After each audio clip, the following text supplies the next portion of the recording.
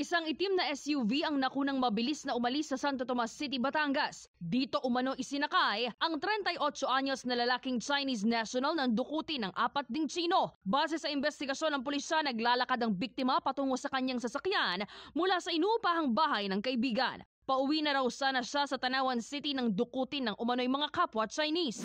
Titingnan natin yung circumstances.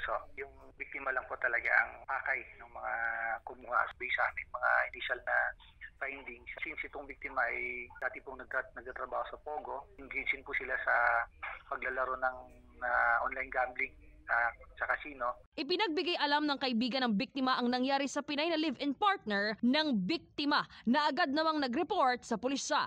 Patuloy ang investigasyon. Sinisikap pa naming makuhanan ng pahayag ang kinakasama ng biktima, gayon din ang pamilya nito. Para sa GMA Integrated News, ako si Denise Abante ng GMA Regional TV, Balitang Southern Tagalog, ang inyong saksi.